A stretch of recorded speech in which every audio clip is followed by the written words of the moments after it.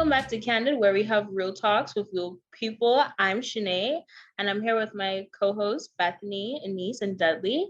And today we have a special guest, Devontae, who's going to be joining on the conversation today. So this episode, we'll be talking about the elections. You know, it's a new day in the Bahamas. The PLP administration obviously won the election, and that is going to be something that we're discussing today. So I was quite surprised when I saw I went to the landslide, but how many seats did the PLP won? Were any of you guys surprised by that? Nah, I thought the PLP was gonna like the same way the FNM won in 2017. I thought we was gonna have the same thing for the PLP. So when they only got 32, I was like, so close. Honestly, I was trying to do homework while it was happening, so I was like half paying attention to like Daryl Miller and Rodney being hilarious. And I just remember it was looking like more 50-50, and then out of nowhere they were like minutes concedes and that PLP win, and I was like, wow, that is crazy. That's not what I expected, but I didn't really have an expectation. I was quite wishy-washy on it. Well, unlike you guys, I know I was asked several times who I thought would win. And honestly, I could not come up with, I couldn't decide.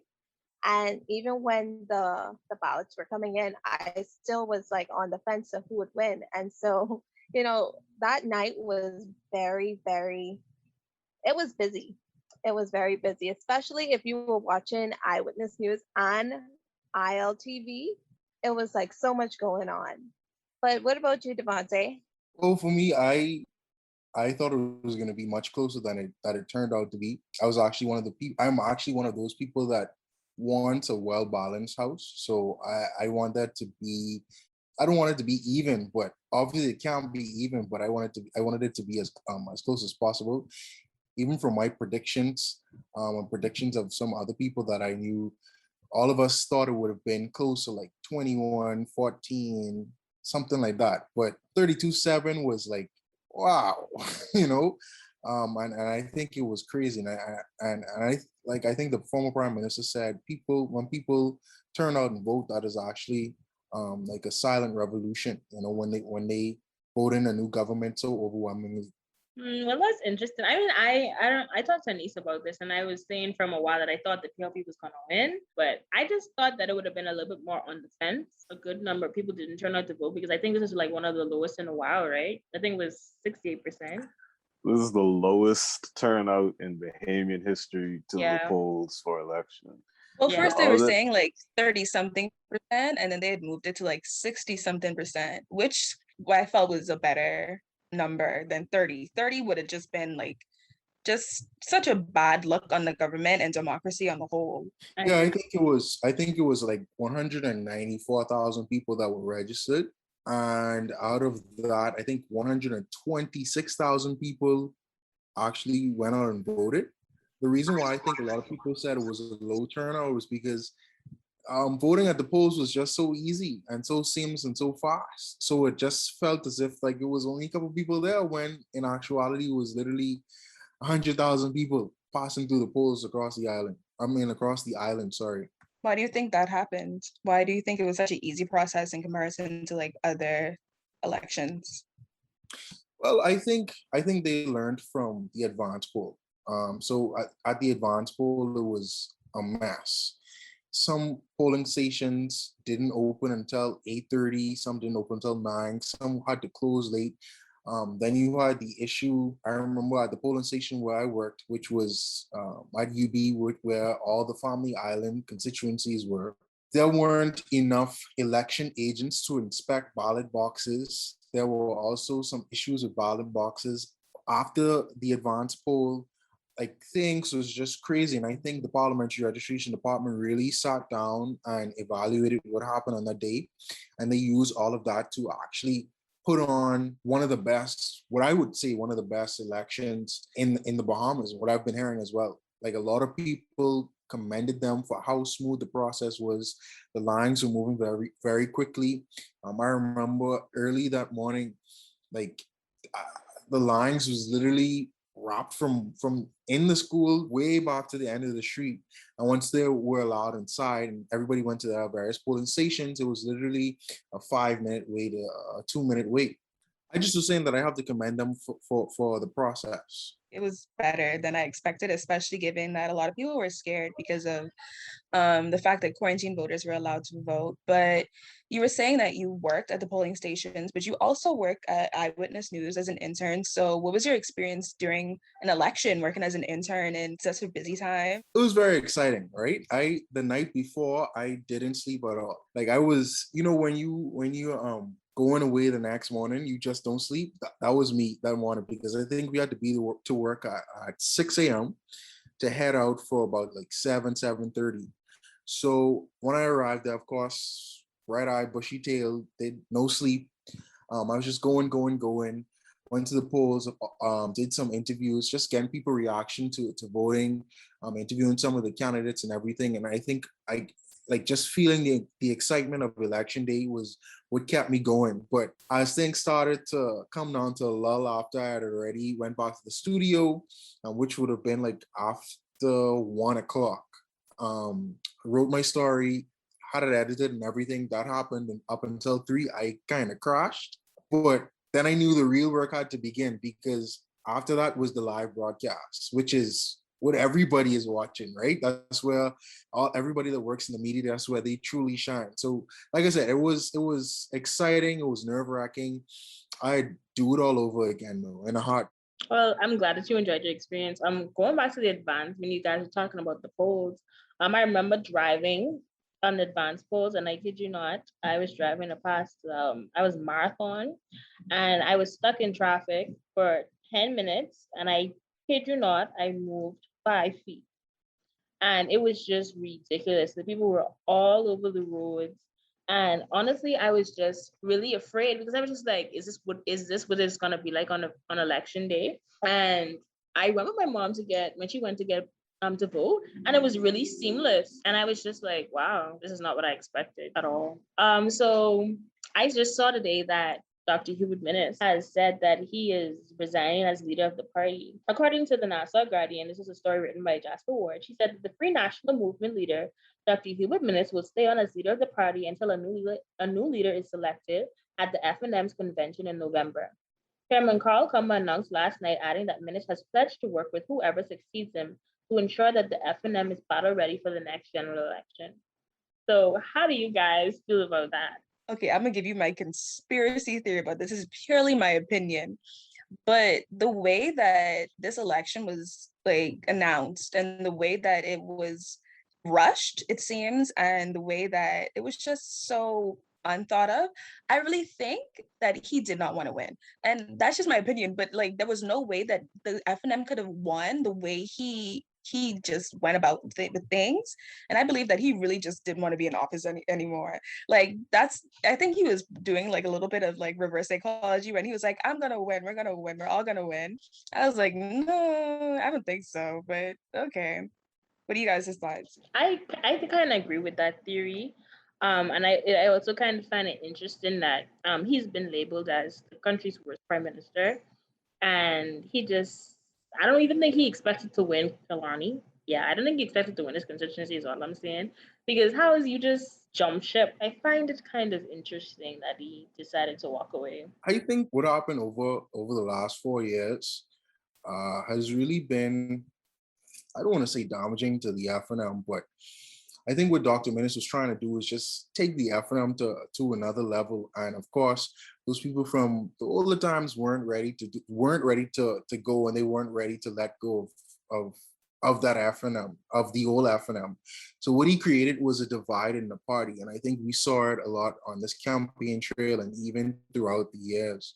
He created a divide, and now that he's lost, now that the FNM is lost, and everybody is saying that he was the reason that they lost so bad. And I'm talking like they lost 45,000 votes from 2017 compared to now. They had 45,000 less votes. So a lot of people are saying, Dr. Minnis is the reason. So you're seeing like a lot of those older FNMs, and even some of the people that wanted to go to the new FNM, they're kind of going back and be like, hey, I don't want to go down this route. Let's end this. And so I think him still wanting to be sworn in as the opposition leader, knowing that within 2 months he will not contest leadership at the convention, which they say will be in November. I think that's a bit crazy, you know. And it'll be interesting to watch and see what will be their next move. I agree, Bethany. Dudley, any thoughts?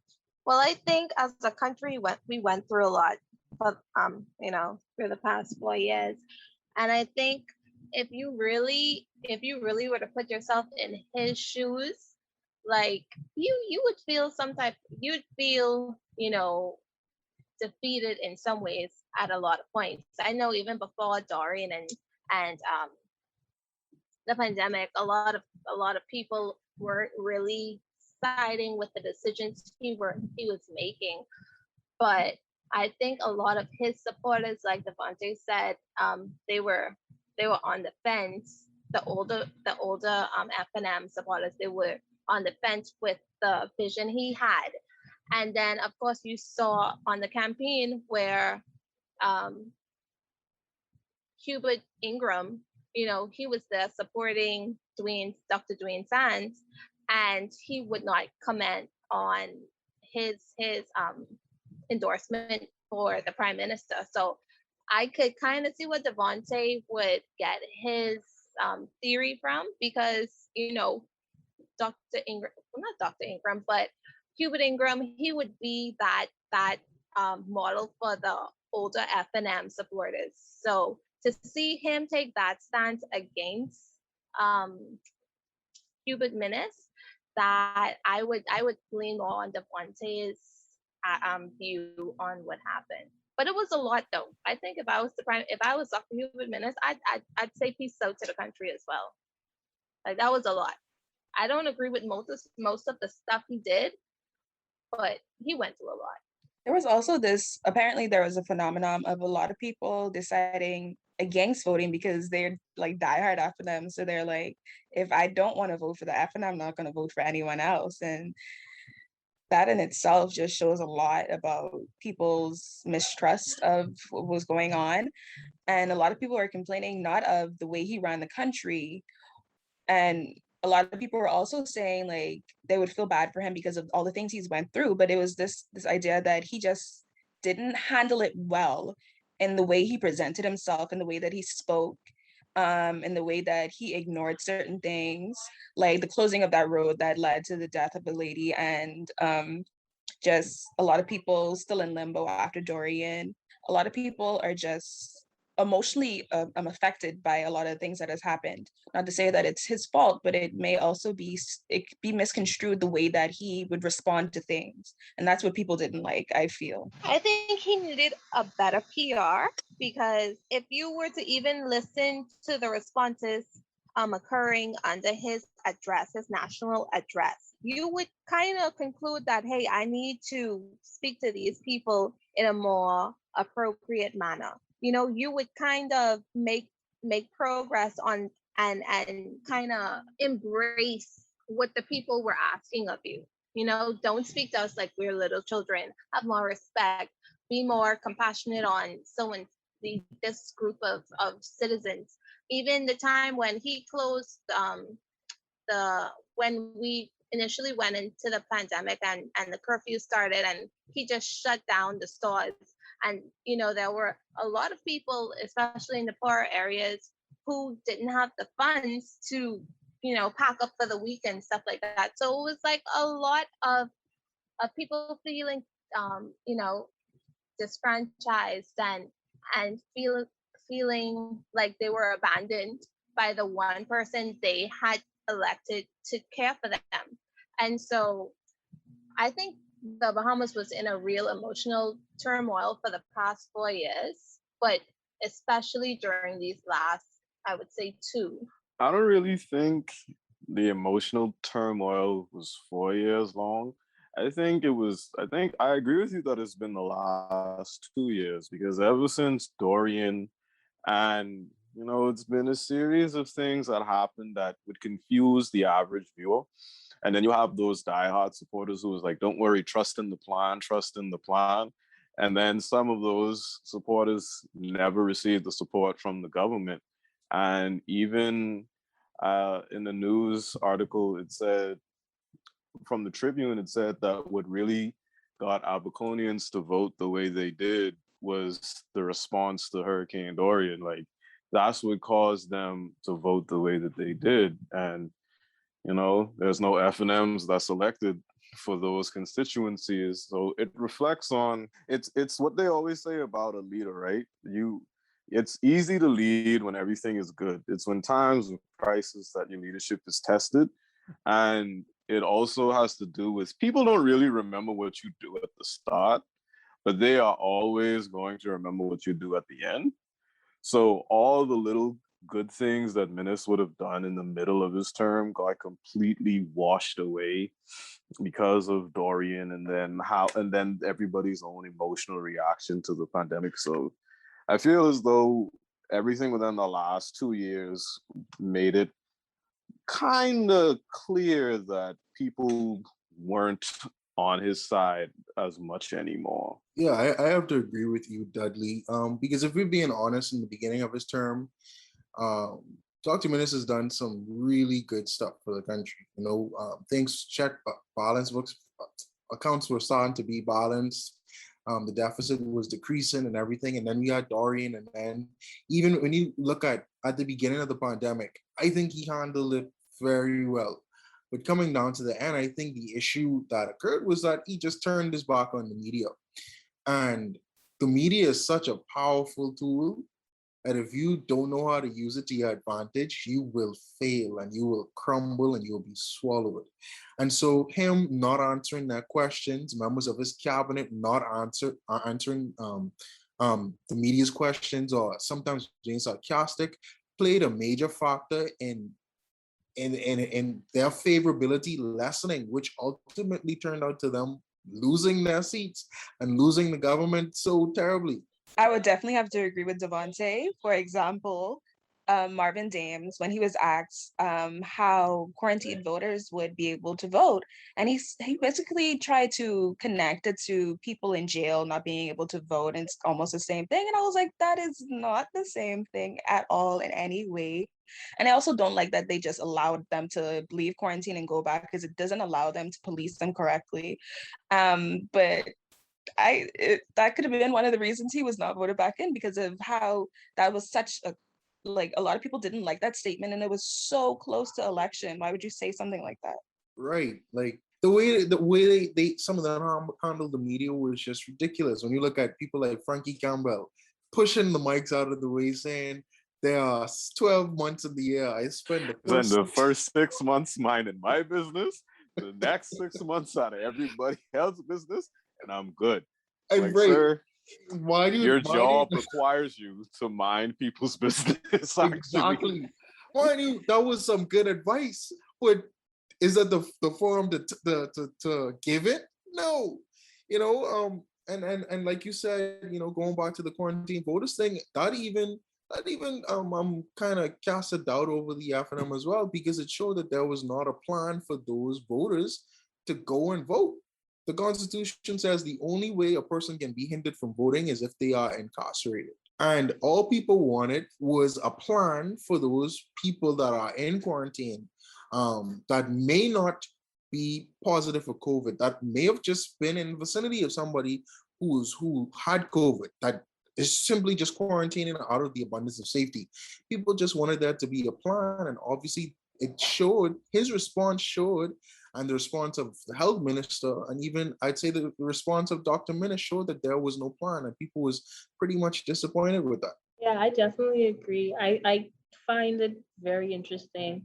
The response of, I think it was Marvin Dames, like Annie said, with the quarantine voters, and it was another MP. I believe it was Desmond Bannister, if I'm not mistaken, who said, and I remember I watched Beyond the Headlines with Clint, and he was basically showing his frustration that these members of parliament who represent our country do not know the laws and are misinforming the people. And I thought that was so interesting, because I said, these are people that we choose to represent us, and they don't even know the laws. And then the fact that they just sent them out there, I felt like, I don't know if they should have given them a separate polling station, or maybe a separate part of each polling station to go to, because I don't think it was okay to just have quarantine people mixing with the regular population, it just doesn't make sense. And then all of those motorcades and rallies and stuff leading up to election, they did not think that this would lead to a spike in COVID. I remember I was driving on University Drive behind a truck, a motorcade truck, and nobody on the truck had on a mask, and everybody was just dancing and singing and having a good time, but nobody had on a mask. So it seemed that these COVID protocols went straight out the window once it was time to campaign. So for almost 2 years, everybody has been locked up following curfew. Businesses were getting fined for having too many people or for individuals not wearing their mask. I remember a man was fined for going to get water during one of the lockdowns. And a man, he was fined for selling coconut, trying to make an honest living. And yet these people are Bahamians, and these our representatives are basically partying on the back of trucks, and it's okay for them to do this in close proximity, no mask, no social distancing, and nothing happens, and it's okay. And this is on news, and this is in people are talking about it, and it's like nothing was done. I found that extremely disheartening because it's just like the laws only apply when you guys want it to apply, and it's just annoying to me. Speaking on the thing you said about curfew and the partying, we're gonna see a spike because of that. And I felt that at some point, maybe a week or 2 or 3 later, that there would be news coming out, and I wanted to see who they would blame it on and what they would blame it on. And it was crazy that literally the next day after the Davis administration was in, they had a newspaper article in the Tribune that said curfew relaxed as 6 more die. And I thought that was like, it was so fast. It was unbelievable, because how could you sit there and correlate those two things? What are your thoughts on that? Well, the deaths, obviously, we can attribute that to the curfew being extended. You know, a lot of people say that the science doesn't prove that curfews stop the spread of the virus. You know, a friend told me, you know, even after the curfew hours, they're still on the road, they're still partying. And so there's still places and there's still room for COVID to spread, you know. And when we look at it, it's a lot of statistics show that people are catching COVID on the job. I don't know how many times you guys tried to go to the passport office and it was closed because somebody had COVID-19, right? So I think what that journalist did was I think it's a bit of agenda setting, right? Because obviously we can't put those two things together, and that is where like ethics comes in as a journalist, you know. And so it was kind of disappointing, but you know, you can't beat people with a stick all the time. Bethany, Dudley, any thoughts on that? This with the report about curfew being extended despite COVID deaths, right? Yeah, so it's something similar to that. All right, so it was pretty obvious, and like this was when you try to believe in the ethics of journalism, it was honestly just a disgusting headline. But when you think about it, it's like the people who died would have more than likely have been suffering from COVID for a while. So how is it that you can say that decision to extend the curfew is a wrong decision when on the night of election, the curfew was extended for what reason exactly? Just because it was election that night? So I feel as though the decision to extend the curfew is like Devontae says, there are people who go against the curfew anyway, and they get around the island and they go and they party anyway. I mean, it's not like the curfew. I mean, numbers haven't gone up so drastically since with the curfew being 12 o'clock, but as we saw, the numbers still managed to get into triple digit new COVID cases despite the lockdown being at 9 o'clock. So, you know, it's very confusing about how beneficial a curfew is, but blaming somebody or trying to correlate the death of people with the extension of a curfew is baffling, honestly. I think we all agree that, you know, one didn't really correlate with the other. And like Devontae said, it wasn't ethical at all. As journalists, we know that it's our duty to be ethical and unbiased. All right, so we over the past couple of days, we've had the swearing in ceremonies. We've had the private swearing in of the prime minister, then the public ceremony, and we had the deputy prime minister be sworn in, as well as for minister of tourism, investments, and aviation. And in the days of this week that have passed, we've had many appointments and long swearing in ceremonies. So, considering I saw this tweet earlier today that was confused that the prime minister is supposed to appoint at minimum 8 cabinet ministers.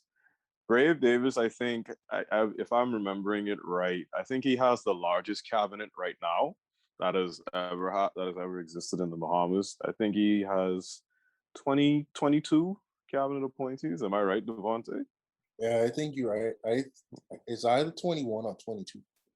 Yeah, but he has the largest. He has the largest cabinet in for any prime minister, and I there was a tweet that said, it gets to a point where the House is supposed to be one branch of government, and the cabinet is supposed to be another branch of government.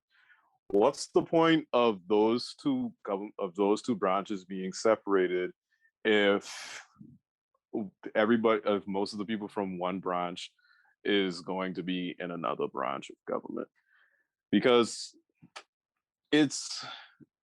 with 22 appointees and 32 we have 32 ministers, 22 cabinet appointees. Only a few of them weren't successful in their bid for their constituency, and those guys became senators. How do you guys feel about that? That we just have the government going and picking the same people to do two jobs at once? I'm not sure. I think we'll have to see how things pan out, because everything has an agenda. Every decision has a conclusion. So I'd like to see how things are going first. I believe there was one who did not get one because her husband is in the gaming industry. I think that was Leslie. Yes, it's Leslie.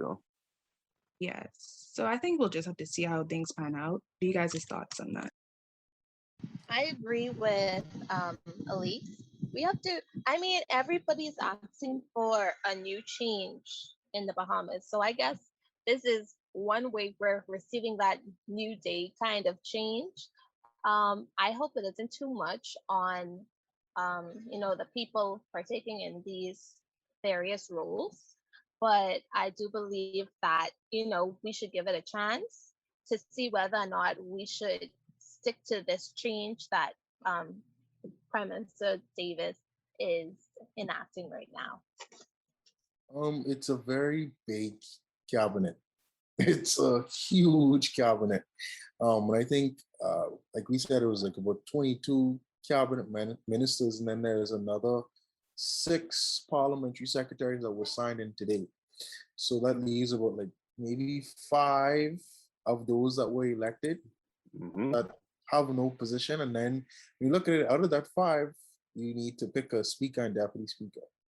So I don't know exactly what was his train of thought. To me, it just looks like, oh, I'm just gonna give you something, give you something, give you something, give you something. But I guess only time will tell exactly what is happening, what this is all about.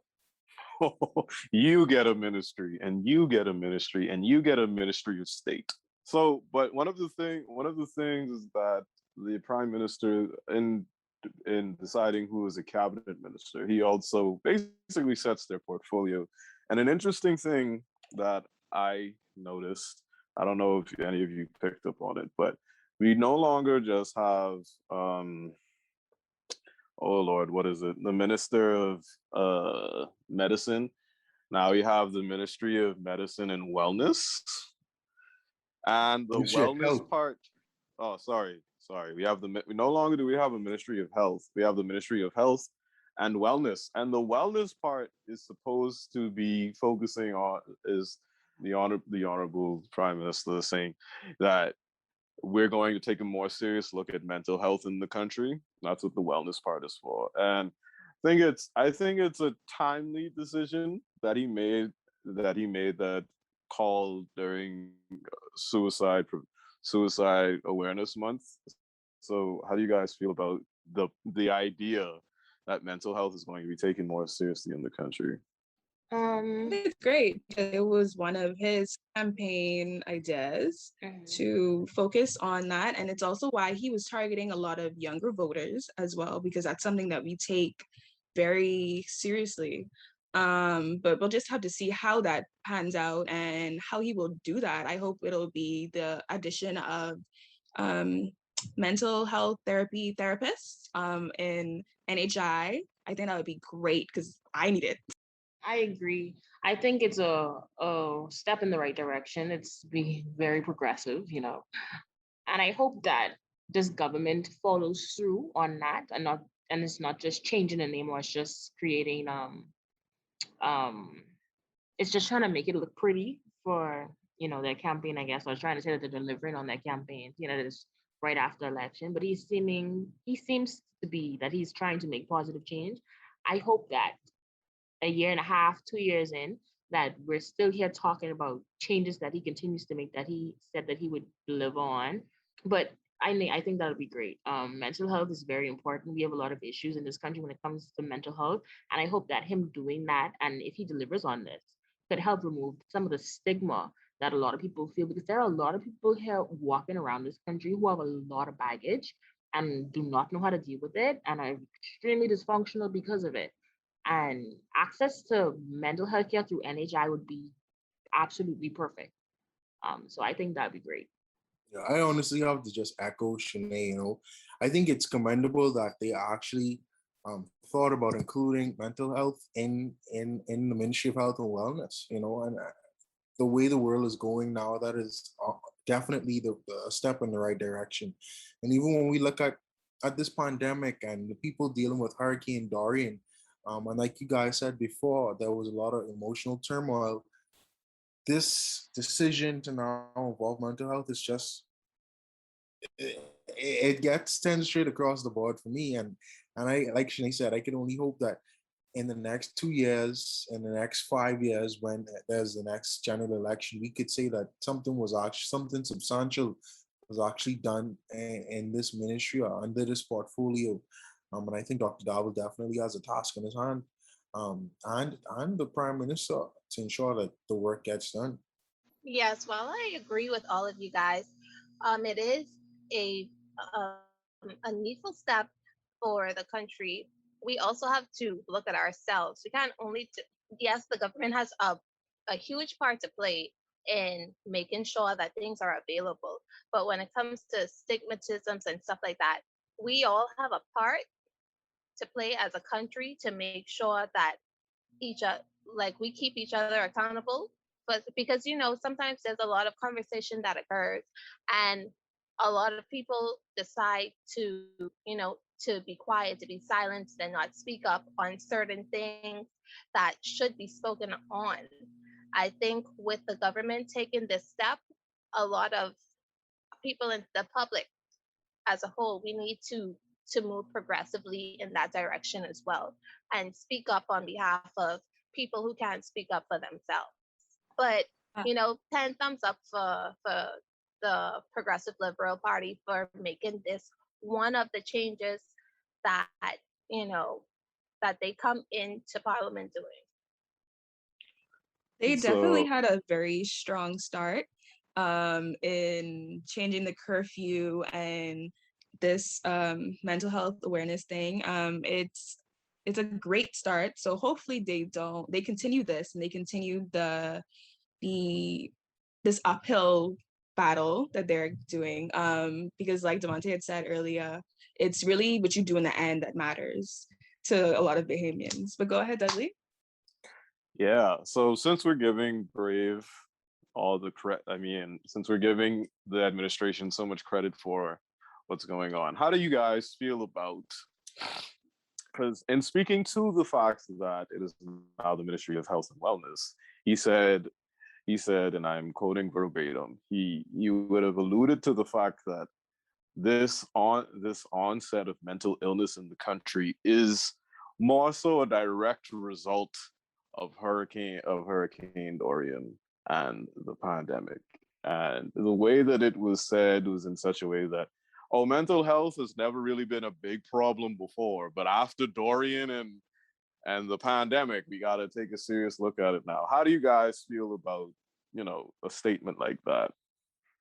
I think it's very insensitive, because although it may not have been um, a topic that a lot of people discuss, a lot of things in this country are kind of like taboo, and so I feel like mental health is one of those topics.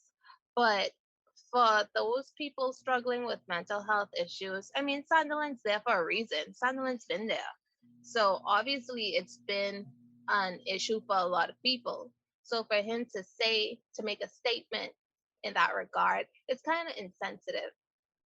Yeah, I agree. It is insensitive. A lot of people in this country have been struggling with mental health. It may not be as severe as we may seem to go to silence, because silence is mainly for people who have severe illnesses, or who need hospital around the clock care, and they don't have family or someone to help them or whatever. But it's not necessarily for somebody who may be suffering from depression, or they may not even know that they're suffering from depression.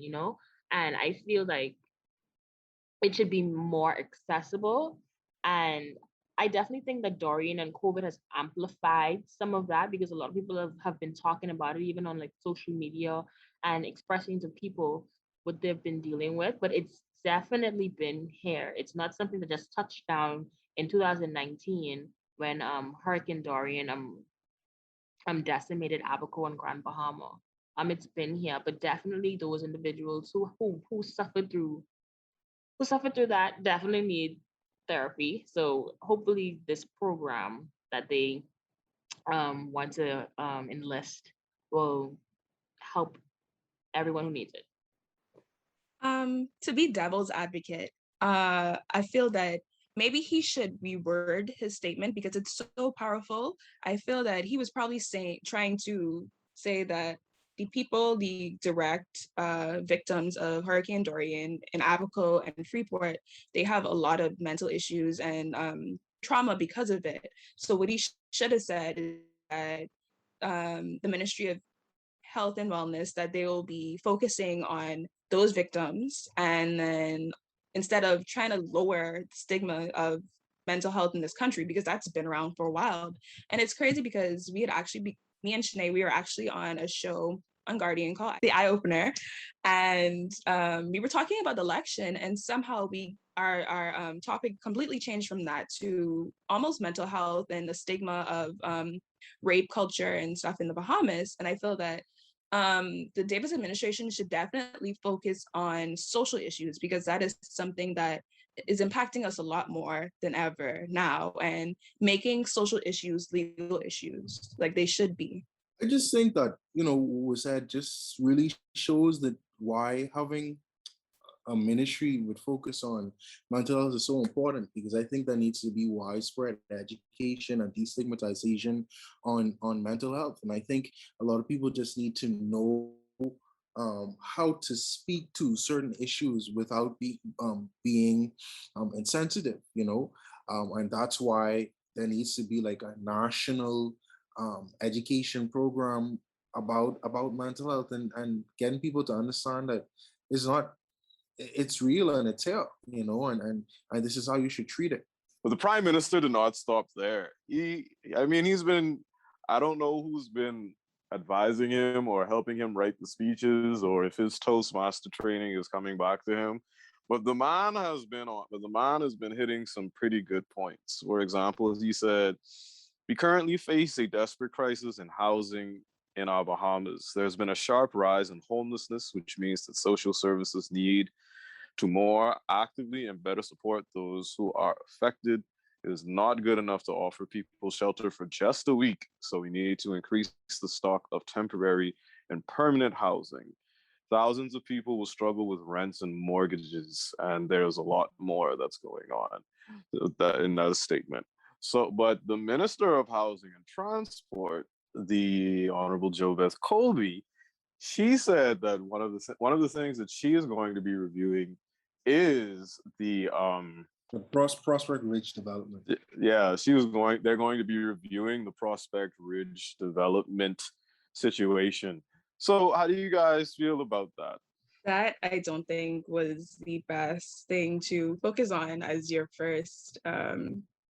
first decision in her new position. I feel that if her ministry is housing, right? I feel that she should have focused on the Hurricane Dorian victims in Freeport and Abaco. I feel like that should have been the first thing she focused on instead of continuing something that was kind of put on the back burner during the F&M administration. I think it should have been left there. But I feel as though housing is important, and a lot of people who came from Grand Bahama and Abaco have now relocated to the Bahamas, not the Bahamas, relocated to New Providence. So I do think that she should be focusing on those victims, but maybe their intent, I'm hoping that their intention is to maybe take those individuals and try to create housing for them. I would assume so, because I would assume that they would be a part of that community of people who are displaced and who are homeless, or they may not necessarily be like homeless as in on the street homeless, but obviously they're um, they're out of their element. So I think that it's okay to start there, because why not finish something that was already started, instead of, especially in the financial state that we're in, instead of trying to create something completely new. So I maybe that was their thought process behind that. That's how I would think about it. For me, I have a lot of friends who, have just recently got married. I have family who, just looking for land on the whole. This is our country, and yet so many Bahamians can't even place their name on a certain property because it's so expensive. And to say that even it, most people, foreigners have more land in our own country than us. And so for her to focus on housing and providing, the opportunity for families and single people to, you know, have the opportunity to afford such living, I think it would have been a good move for her. I know she didn't she isn't recently married, but she probably got married like 3 to 4 years ago. So she would understand that a lot of Bahamians are looking for homes and affordable land, and the cost of living in the Bahamas is crazy expensive. So, I think for her that was a good move because I want land too. So it is what it is. And plus, just because she said that she's focusing on Prospect Ridge doesn't mean that she is neglecting those islands that were impact I'm not impacted saying she's by. neglecting them. I just think it shouldn't have been the first agenda. I mean, who says it's the first agenda? There's a lot of things that It's the they first are thing that she going. spoke up about publicly. Yes, but there's a lot of things that they're going into that they don't have real information on. So maybe she has more information on this project um, than what's going on in Apico and Freeport, because that's a major project. You just can't come off the bat and say, okay, we're going to do this and this, that. You have to actually look at what's going on and then make plans and then execute them. You just can't just say a bunch of stuff to the media and then not follow through with it. So I think she had already planned her execution for Prospect Ridge. So she thought it was a good idea to focus on that. Devontae, you can go ahead and talk about your thoughts on the Prospect Ridge development. So I think promising homes right out the gate, after not even being a cabinet minister for a complete day, was kind of a tall order. I do feel as though continuing the Prospect Ridge development is a good idea. I think it was like 1,500 applicants that were successful, and from an optics standpoint, and also from I guess a public relations standpoint as well, it'll look very good for the Progressive Liberal Party to continue that, to give those 1,500 people their homes, and those people that are already qualified. Obviously it's something that came under the minister administration, but like we have seen with successive governments, thing to start in one administration and finish in the next. So I think it's a good idea to complete it. Give them people their houses, man. They deserve it. So working in media, what has been something you've realized in just your viewers, and how they've been reacting to both the FNM and the PLP administration and the changes in those? So surprisingly, the people that I so at Eyewitness News, we go live on Facebook, and a lot of times I just go log on to watch the comments, and surprisingly, the people in the comments have been taking it pretty well. I guess, and then there's some people that criticize the new government, but I think what everybody wants is just for whoever is in, is that they actually do the work and not just make a set of campaign promises on the campaign trail, or while they're in opposition, they rally the cause, but leave it in government. And I think that's something I'm looking forward to. I'm looking for the new government to actually put into practice what they have been preaching over the last 4.5 years. And a lot of that's also what a lot of the commenters are saying. Although they are happy for um, Prime Minister Davis, they're happy for their favorites like Dennis Martin and Fred Mitchell. They are happy for them to be back in government. They just want them to get the work done. Speaking about Glennis Hannah Martin and Fred Mitchell, what are you guys' thoughts on these ministers and what they've been elected to? Like Glennis Hannah Martin as education, because I believe she wanted aviation. Yeah, so she was the cabinet minister. She was the minister of transport and aviation. I think um, the last time the PLP was in government, the last two times the PLP was in government, if I'm not mistaken. But I'm certain it was the last time. Um, Seeing her in education, I think I'm comfortable and confident because I know what she's capable of, and I think she has the ability to take education to the next level with the advice of the experts that are within the ministry. So I'm pretty excited to see her under that portfolio. We obviously know Fred Mitchell has been foreign affairs for as long as we can remember. I'm sure he'll do well. Um, I'm I think one of the biggest shocks for me out of the cabinet ministers was the appointment of Ryan Pinder as the Attorney General. I did not see that coming. And knowing that his background is in finance, he's a finance lawyer, a tax lawyer. Um, it'll be interesting to see what he does, especially with Jomo Campbell, who's a very strong criminal lawyer, as his Minister of State. So I'm pretty excited to see that duo in action. But that most definitely came as a shock to me. Yeah. For me, I'm not too well versed as Devontae is with, knowing the credentials of the ministers and what they were appointed. But all I could say is I hope they do their best and I wish them nothing but the best, because if they succeed, then we succeed. And that's all I am hoping for. I mean, I'm really not a parties person, but whoever is there, I wish them nothing but the best. I've been realizing this phenomenon of the prime minister also choosing to be minister of finance. Do you guys think that is a conflict? Not necessarily, Dudley, you can take it. Yeah, I've always been confused by that because we would see with I mean, let's think about it. We're now on our fifth prime minister. We usually see the prime minister start out as minister of finance or end up as minister of finance, and look at how many of them have the level of qualification to understand it. I know a lot of people will say that in order to be a minister of an area, you don't necessarily have to be practicing in that area. But it's undeniable that if you're going to be the minister of finance, having a CPA, a CFA, some kind of degree that is in the field of finance is helpful. But we've had two lawyers that were the minister that acted in the role of minister of finance. They were also the prime minister. Dr.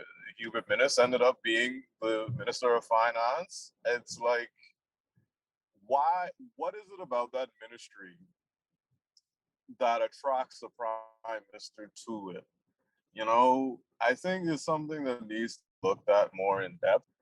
Talking about the ministers, I think that Glenys Hanna Martin was a good choice for education. Jomo Campbell for legal affairs was a good choice. Obi Wilshcombe for social services was an interesting move for sure, given his background in journalism and being a fighter, but we'll see how this goes. And I know that Jo Beth, Colby Davis, she had interest in housing, speaking to her privately about it. But what are you guys' final thoughts on the election? I'm glad it's done. I'm glad it's behind us now. The only thing I could say is let's just look ahead to the next 5 years and hope that things get better in the country and we see change in those areas that we need change in. And that's about it for me. I'm pretty excited to, now that we are entering the real world, I'm pretty excited to see what happens over the next 5 years. Well, thank you, Devontae, for being a guest on our show. Yeah, I loved your opinions and I felt that you were very insightful in what you were saying. Thanks for having me, guys. I had a lot of fun with you guys. Thank you for tuning into Candid, where we have real talks with real people. Keep it real, Bahamas.